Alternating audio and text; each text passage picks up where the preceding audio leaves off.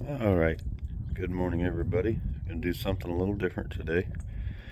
I've got some ribs to smoke, so I'm gonna give you a quick once over of the smoker. Nothing exotic. I made it out of an old propane, or not propane tank, an air compressor tank in the top. This is a reverse flow smoker. Firebox down there.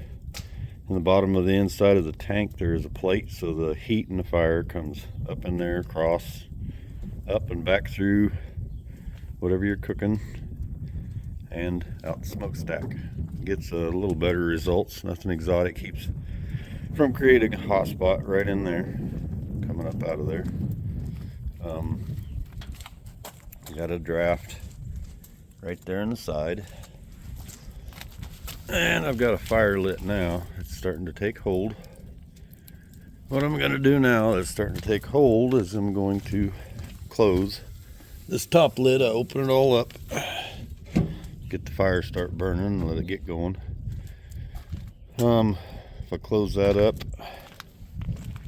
close this door up down here, start building a draft up through the smoker. I'm going to leave it wide open right now. Sometimes I'll open the lid up top, get it burning a little hotter, a little bit quicker if I need to. Then close it up, but I'll be back in a minute and this thing gets going, and I'll show you what I'm putting on there and how I go about it. Nothing fancy, but I sure love doing it. Okay, real quick. I've got 2 temperature gauges in the lid of this, and I'm going to run it for a while. I usually run it until it gets up into the ketchup, right around 225, 250. You can see they're both pretty close to the same. I don't put the meat on any earlier than that because this thing tends to sweat as you heat that steel up and drips black creosote all over the meat. Looks pretty gross, but we'll be back in a little bit when it gets warmed up. Okay, I'm back.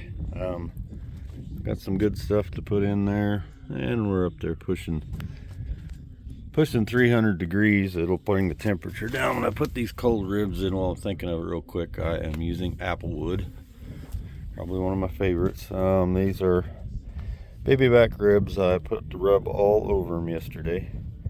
Let them sit for 12 to 24 hours if at all possible, and let that soak into them. I've tried it putting the rub on right before you smoke them, and then putting it on the day before. I've definitely put it on the day before.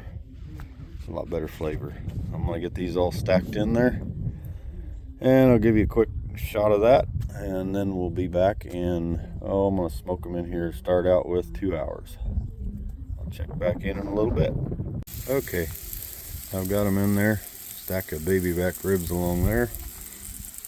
These are 2 racks of spare ribs, and the tail end, the one I cut off. They're a little bigger, a little cheaper, but cook them right. There's nothing wrong with them at all.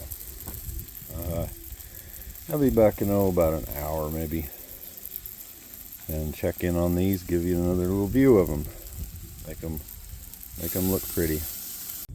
Gonna pop back in here real quick. As you can see, the cold ribs hold the temperature down a ways, but it'll get back up there as they warm up shortly. One of the things that I was always taught smoking ribs I should say, is keep your times and temperatures the same as much as you can at all possible. I'll try to keep these probably right up in there around 250 so it starts picking back up, and adjust my draft.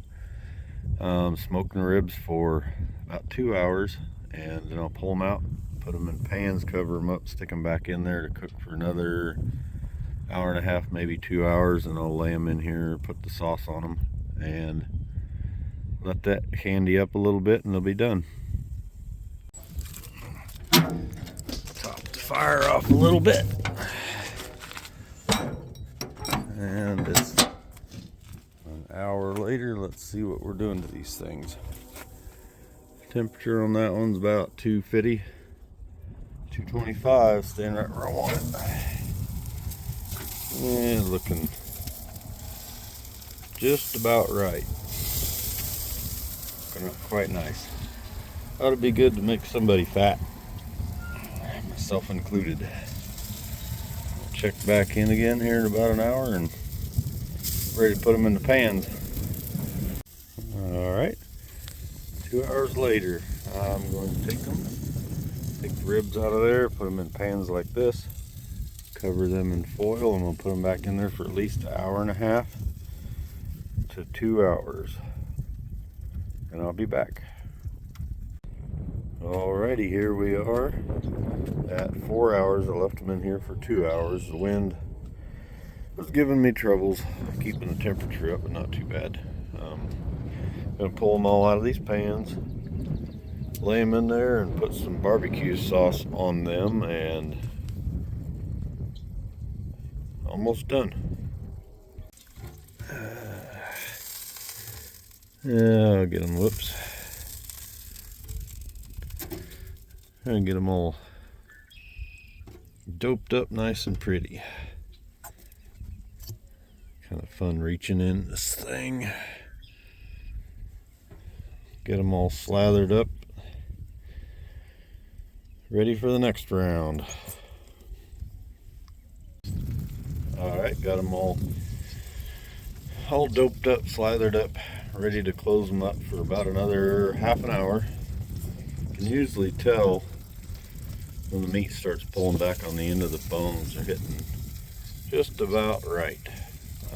If you keep to the same times, the same temperatures, it's not very hard to keep turning out good barbecue every time. Close those up and be back in a little bit. Well, there you have it. Good finished product. That little piece that I cut off, kind of show you how they turned out. Just almost falling apart. Stuff is finger licking good. Any questions? Leave them in the comments below and I'll answer as best I can. That's about how you do it though.